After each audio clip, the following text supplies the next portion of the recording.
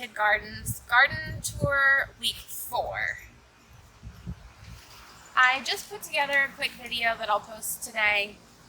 This morning when we came out to look at the garden, we had a bit of an infestation issue with what looked to turn out to be cabbage loopers. So I put a video up of how we're trying to combat that. You can look for that video, I'll link it below. So I want to start back here, where we usually start with our sunflower, because we actually have one coming up. This one we actually planted. We grew him from seed, and he will be the first one from seed to open. We had a couple in the front garden that were volunteer. He ironically opened first, but this is the one from seed that'll be starting. Here, a quick update on some things. Our cucumbers have reached the top of the trellis and are still going pretty strong. I really like the look of that. The cucumbers in this bed seem to be growing a bit quicker than the ones in the other, but we'll show you that in a moment. I ripped out the kale this morning because it also had been eaten away by the infestation that we had, and quite honestly, it's getting hot for kale, so it's going to end up bolting anytime soon anyways. I added these little tomato cages that I had got for free from a plant swap to try and help the melons grow up instead of out. We're obviously running out of room, so I thought I would start training them to go up instead. Our cabbages are a little wet right now. That's because I just treated them with neem oil to try and get rid of our infestation issue. I also went ahead and sprayed the beans as well. The holes on the beans have reduced greatly. I myself have not seen any of the bean beetles on there, but there are still some holes appearing, so somebody's eating them.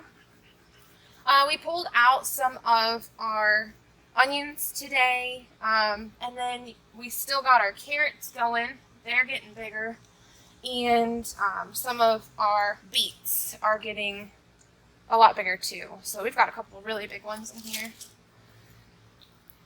That's about it for this bed. Over here, we've got our potatoes. If you remember from my previous videos, this potato bed was made from our leftover potatoes from the grocery store. So it's starting to kind of die back a little bit, but we've been picking from it. We've had some potatoes. You can see that they're starting to pop up from the top there.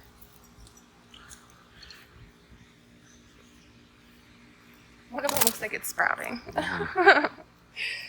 Okay, onto the middle section here, the sunflower. He's not blooming quite yet. Our corn is still moving and shaking. I thought we had another, oh we do. We've got another little guy coming up right here. So we've got two corns. Note to self for future reference. For the arch, I had gone with a less expensive option this year to try the arch trellis out.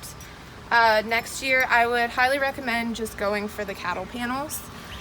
This arch started to cave in because the peas are getting heavy. So we had to kind of come up with a quick fix for that. But next year, I think with stuff that grows up and gets this big, this probably isn't the best solution. But our peas are happy as can be. We've been picking from them almost daily.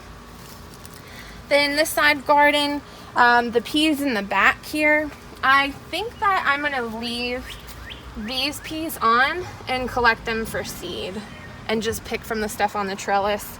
But we've got some really big pods back here. The melons are still alive, but not getting very big. I might have to bring another tomato cage over here for them.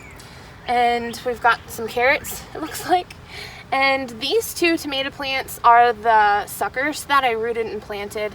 They're still alive, they're not very big, but they're still moving and shaking, so we might be able to pick from them after the rest quit.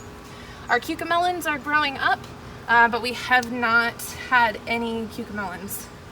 I've seen quite a few people picking their cucamelons. I'm jealous. We're not there yet. Peppers, our pepper that's been there for a couple weeks is still there. It might be time to pick him, or we might just let him go to seed, go for seed. We've got another little guy coming in down here.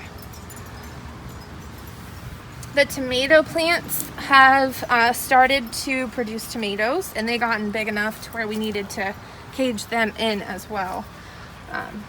We've got some tomatoes on this back one here. And then, as I mentioned about the cucumbers in this bed don't seem to be doing quite as well as the others. I might need to do some research on the white spots on there, so if you can get a shot of that. If anyone has any suggestions for the white spots. The only thing I can think of is perhaps lack of sun, but I could use some advice on that as well.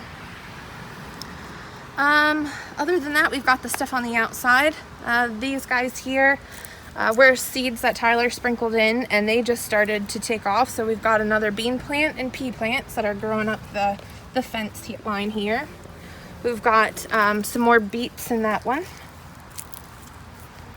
The tomatoes over here, or potatoes over here, we've picked from a couple times. I think they're about coming to an end. I think we've got a volunteer basil plant in there. I'm not really sure what the rest of that is. But all of this has finally been cleared out now that we have finished the deck, and we got all of the other plants that you guys had seen back up on the deck. So we can finally get back into the garden again. So thank you guys so much for watching, and I look forward to sharing more with you soon.